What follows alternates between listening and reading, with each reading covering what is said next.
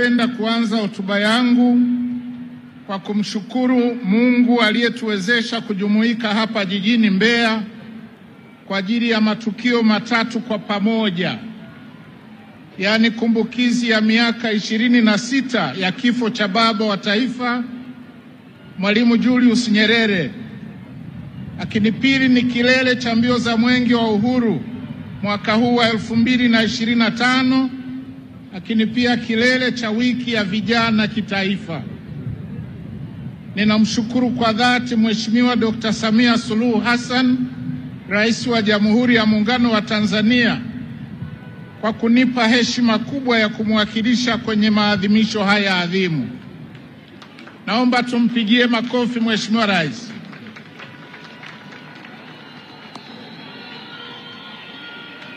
Aidha, namshukuru Mheshimiwa Majaliwa Kassim Majaliwa, Waziri Mkuu wa Jamhuri ya Muungano wa Tanzania, pamoja na viongozi na watendaji wote ofisi ya Waziri Mkuu, Kazi, Vijana, Ajira na Watu wenye Ulemavu, pamoja na Wizara ya Habari, Vijana, Utamaduni na Michezo, Serikali ya Mapinduzi ya Zanzibar kwa uratibu mzuri wa maadhimisho haya. Lakini vile vile nampongeza na kumshukuru Mheshimiwa Beno Malisa, Mkuu wa Mkoa wa Mbeya, pamoja na viongozi, watendaji na wananchi wote wa mkoa huu, kwanza kwa kuridhia kuwa wenyeji wa maadhimisho haya, na pili kwa ukarimu wenu kwa wageni wote waliokuja kushiriki tukio hili kubwa. Nawapongeza sana kwa maandalizi mazuri na maadhimisho hayo ya viwango vya juu kabisa. Hongereni sana. Halaiki ni ya kiwango cha kimataifa. Hongereni sana vijana wa halaiki na wakufunzi wenu. Lakini pia burudani ilikuwa nzuri sana. Naona wote tumeburudika na Rayvanny. Ndugu wananchi, kwa namna ya pekee na wapongeza na kuwashukuru vijana wetu waliokimbiza Mwenge wa Uhuru mwaka huu wa 2025 kwa kutekeleza jukumu hili kwa uzalendo, ustadi na ari kubwa. Hakika mmetekeleza jukumu hili kwa weledi, mkiongozwa na kauli mbiu inayowahimiza wananchi kushiriki katika uchaguzi mkuu kwa amani na utulivu, na pia kuwahamasisha wananchi kufanya kazi kwa bidii, kuwajibika, kudumisha uzalendo, kupambana na biashara na matumizi ya dawa za kulevya na ufisadi, pamoja na kuhamasisha lishe bora na maendeleo ya jamii. Narudia tena kuwashukuru na kuwapongeza kwa kuwa mmelitendea haki taifa lenu. Hongereni sana sana kwa taarifa ya utii kwa Mheshimiwa Rais ambayo imesomwa na kiongozi wa mbio za Mwenge mwaka huu. Ndugu wananchi, tarehe 14 Oktoba mwaka 1999 ni siku ambayo baba wa taifa letu Mwalimu Julius Kambarage Nyerere aliaga dunia. Hivyo ni siku ambayo kila mwaka tunafanya kumbukizi ya maisha na mchango wake katika ujenzi wa taifa letu kisiasa, kijamii na kiuchumi. Tunapofanya kumbukizi ya Mwalimu Nyerere, tunasherehekea maisha yake ambayo aliyatoa katika kulitumikia taifa letu ambalo alilipenda sana. Baba wa taifa alitoa mchango mkubwa sana katika kupigania uhuru wa nchi yetu, ambapo aliongoza viongozi wenzake kudai uhuru kutoka kwa wakoloni na kufanikisha kupatikana kwa uhuru kamili tarehe 9 Disemba 1961. Aidha, baba wa taifa kwa kushirikiana na Sheikh Abeid Amani Karume waliwezesha kuunganishwa kwa Jamhuri ya Tanganyika na Jamhuri ya Watu wa Zanzibar na kuunda taifa moja huru la Tanzania. Baba wa taifa anakumbukwa pia kwa jitihada zake za kujenga umoja wa kitaifa kwa kuunganisha watu wa makabila zaidi ya 120 na jamii mbalimbali. Na katika azma hiyo alikuza matumizi ya Kiswahili kama nyenzo ya kuwaleta wananchi pamoja, kupinga aina zote za migawanyiko na hivyo kuunda umoja imara wa kitaifa. Baba wa Taifa Mwalimu Nyerere pia alitoa mchango mkubwa sana kwa taifa letu kwa kubuni na kutekeleza mpango wa wananchi wote kujua kusoma na kuandika. Alitekeleza sera ya elimu msingi kwa wote bila malipo, kwa kuwa aliamini kuwa elimu ndiyo silaha pekee ya kujikomboa na kujiletea maendeleo. Mwalimu katika uongozi wake alisisitiza usawa, haki za binadamu na utawala wa sheria unaotokana na matakwa ya watu walio wengi. Aidha, aling'atuka na kufanikiwa kukabidhi madaraka kwa hiari kwa kiongozi mwingine, hayati Alhaji Ali Hassan Mwinyi, jambo ambalo lilimpatia heshima kubwa kote duniani. Alikuwa mwanamajumui halisi aliyepigania umoja wa bara letu la Afrika, na katika hilo alikuwa mstari wa mbele kusaidia harakati za ukombozi katika nchi mbalimbali kusini mwa Afrika. Ili kuendelea kuenzi maisha na mchango mkubwa wa baba wa taifa, Watanzania wote tunatakiwa kusimamia misingi mikuu aliyotuachia Mwalimu Julius Nyerere. Na hapa naomba nisisitize mambo manne tu na kwa kifupi. Kwanza ni kulinda uhuru wa taifa letu pamoja na kudumisha umoja na amani na kusimamia haki miongoni mwa jamii. Ndugu zangu wa Tanzania, tusipofanya hayo kwa dhati, kuna hatari ya taifa letu kusambaratika. Jambo la pili ni kujenga na kuimarisha maadili mema katika jamii yetu, na hasa miongoni mwa vijana wetu ambao ndio taifa la sasa na taifa la kesho. Ni lazima kukemea mmomonyoko wa maadili, ikiwemo rushwa na ufisadi, ambavyo baba wa taifa alivichukia sana na kuvipiga vita kwa vitendo. Jambo la tatu ni kuwajibika kwa kila mwananchi kufanya kazi kwa bidii ili kuboresha maisha na kuinua vipato vyetu na hivyo kuchangia katika ujenzi wa taifa.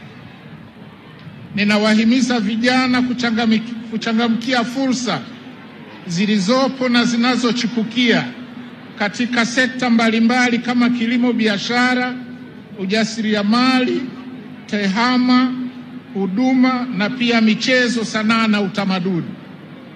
Kila mmoja wetu hana budi atambue kuwa anao wajibu katika kuijenga nchi yetu ya Tanzania.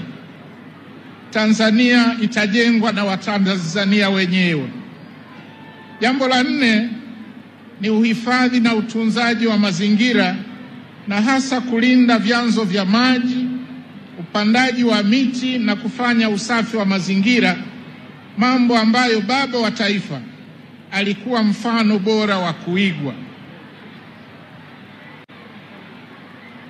Ndugu wananchi, kama tulivyokwisha kusikia, leo pia tunahitimisha mbio za Mwenge wa Uhuru kwa mwaka huu 2025 ambao umekimbizwa katika mikoa na wilaya zote katika Jamhuri ya Muungano wa Tanzania tangu tarehe 2 mwezi wa 4 ulipowashwa rasmi kule Kibaha mkoani Pwani. Mwenge wa Uhuru ulipoasisiwa ulilenga kuidhihirishia dunia na kuonesha mfano kwa mataifa yaliyokuwa bado chini ya udhalimu wa kikoloni maana ya taifa huru na uwezo wetu wa kujitawala pasipo kuingiliwa na mtu yeyote. Maono haya ya Mwalimu yalikuwa sahihi, na hasa kwa taifa lililokuwa ndio kwanza limejinasua kutoka katika makucha wa koloni, aliposema, na tumeimba hapa, sisi tumekwisha kuwasha mwenge na kuuweka juu ya mlima Kilimanjaro, umulike hata nje ya mipaka yetu, ulete matumaini pale ambapo hakuna matumaini, upendo mahali ambapo pana chuki, na heshima ambapo pamejaa dharau. Falsafa hii imekuwa dira ya mbio hizi za Mwenge kwa miaka yote, ikiendeleza dhamira ya kuhamasisha uzalendo na ujasiri wa kupambana na maovu katika jamii na kuleta amani, upendo, maendeleo na mshikamano katika taifa letu na hata mataifa mengine. Kupitia falsafa hii, nchi imefanikiwa katika mambo mengi, ikiwemo kuondoa ubaguzi, ukabila na kujenga umoja wa kitaifa, kuimarisha utawala bora, kupinga dhuluma, dharau, chuki na kupambana na ufisadi na rushwa.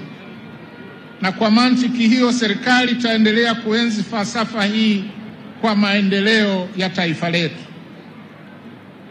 Ndugu zangu wa Tanzania, mbio za Mwenge wa Uhuru mwaka huu zimejielekeza mahususi kuhimiza ushiriki wa wananchi katika uchaguzi mkuu wa mwaka huu, kwa kauli mbiu ambayo tumeambiwa jitokeze kushiriki uchaguzi mkuu wa mwaka 2025 kwa amani na utulivu.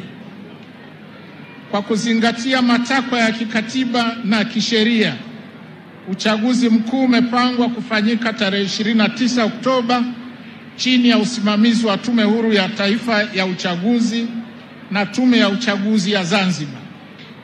Kupitia hadhara hii, nami naomba niongeze sauti yangu kuwaomba Watanzania wote waliojiandikisha kupiga kura kushiriki katika kampeni za uchaguzi zinazoendelea ili kusikiliza sera za vyama mbalimbali na kujitokeza kwa wingi siku ya uchaguzi ili kuwachagua viongozi watakaotuongoza katika kipindi cha miaka 5 ijayo. Na hapa napenda kuwakumbusha wananchi wenzangu kuzingatia wosia wa Baba wa Taifa kuhusu kuchagua viongozi waadilifu watakaokidhi matarajio ya Watanzania na kuleta mabadiliko. Ndugu wananchi, takwimu zinaonyesha kuwa takribani 77.3 ya Watanzania wapo chini ya umri wa miaka 35. Hakika kauli mbiu ya wiki ya vijana kitaifa mwaka huu inayosema nguvu kazi ya vijana kwa maendeleo endelevu inaakisi ukweli huu. Kutokana na ukubwa na umuhimu wa kundi hili, serikali imeendelea kuadhimisha wiki ya vijana kitaifa ili kutambua mchango wao katika ujenzi wa taifa. Napenda kutumia fursa hii kuwapongeza vijana wote nchini kwa mchango wenu mkubwa katika ujenzi wa taifa na kwa ushiriki mzuri katika wiki yenu. Kupitia maonesho ya wiki ya vijana hapa Mbeya, vijana mmeonyesha uwezo mkubwa katika ujasiriamali na matumizi ya teknolojia katika sekta mbalimbali za maendeleo. Ninawahimiza vijana muendelee kutumia ubunifu, maarifa na nguvu zenu vizuri zaidi, na serikali na waamini na itawaunga mkono.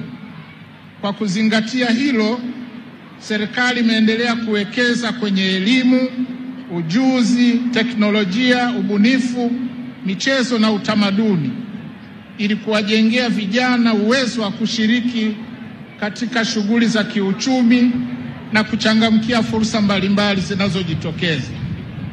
Aidha, katika ilani ya uchaguzi ya Chama cha Mapinduzi ya mwaka 2025 mpaka 2030 imeweka lengo la kuanzisha vituo vya uwekezaji na uwezeshaji vijana kiuchumi katika mikoa pamoja na kuzalisha ajira kwa vijana zipatazo milioni 8.5 itakapofika mwaka 2030.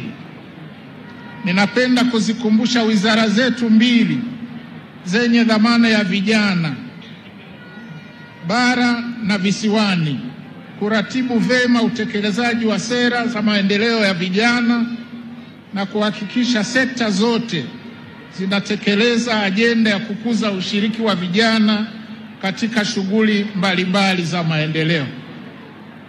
Mbeya oye! Mbeya oye! Ndugu wananchi, muda mfupi uliopita nimepokea maelezo kuhusu kitabu cha historia ya miaka 60 ya mbio za Mwenge wa Uhuru kutoka kwa Mheshimiwa Waziri Mkuu, ambapo nimepata pia fursa ya kukizindua. Kitabu hiki kimeandaliwa kwa lengo la kuhifadhi kumbukumbu muhimu za kihistoria, hususan chimbuko, maendeleo na mchango wa mbio za Mwenge wa Uhuru katika kujenga mshikamano wa kitaifa, uzalendo na kuhamasisha maendeleo. Kitabu hiki kinaeleza umuhimu wa mbio za Mwenge wa Uhuru kama alama ya mshikamano wa Watanzania wote bila kujali tofauti zetu za dini, kabila au itikadi.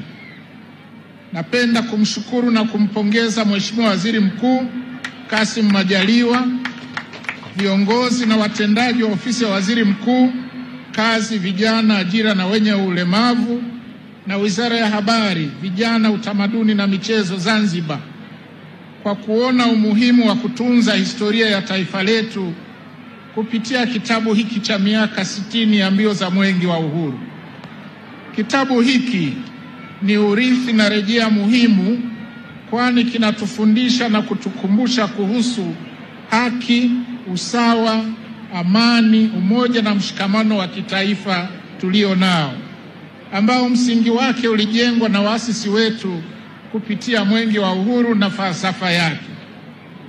Kutokana na hazina iliyomo katika kitabu hiki, napenda kushauri wizara zetu za elimu bara na visiwani viangalie uwezekano wa kukitumia kama nyenzo ya kufundishia watoto na vijana wetu shuleni na kwenye vyuo vyetu. Ndugu wananchi, ninapenda kuhitimisha hotuba hii kwa kusema mambo mawili.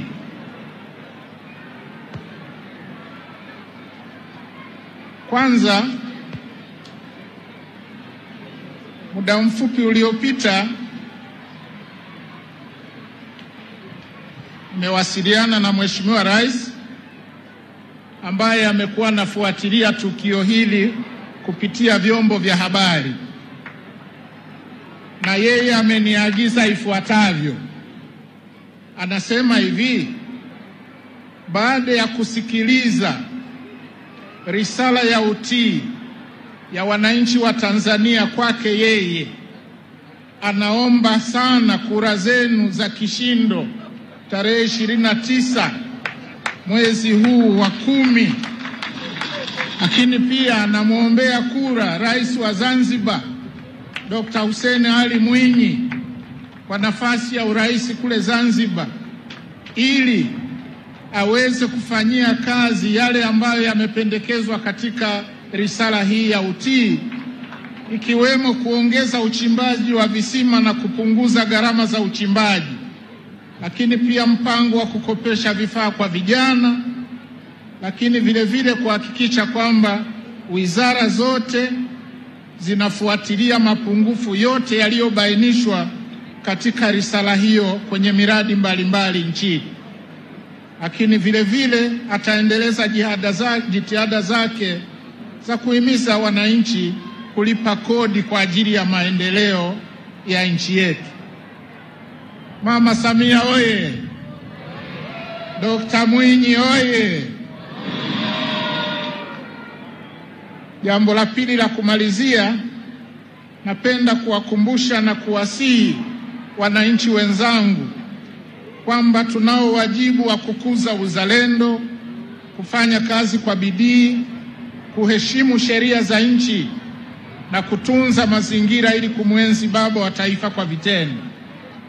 Lakini vile vile kuendelea kuthamini na kuiweka hai falsafa ya Mwenge wa Uhuru kama tunu ya taifa inayoakisi maono ya baba wa taifa Mwalimu Julius Nyerere na waasisi wenzake. Aidha, ninawasihi nyote kujitokeza kwa wingi kupiga kura tarehe 29 Oktoba 2025 ili tuwachague viongozi waadilifu, wazalendo na wenye maono ya kuipeleka Tanzania mbele. Ninawasihi wananchi wote na hasa vijana kuhakikisha tunadumisha amani na utulivu wakati na baada ya uchaguzi. Mwenge oye! Mbeya oye! Mwisho kabisa, asanteni sana wananchi wa Mbeya na viongozi wa mkoa huu kwa ukarimu wenu. Zawadi mlizonipatia ni kichocheo cha kuendelea kuitumikia mama Tanzania kwa uwezo wangu wote. Asanteni sana kwa kunisikiliza. Mungu ibariki Tanzania, Mungu ibariki Afrika. Makofi mengi.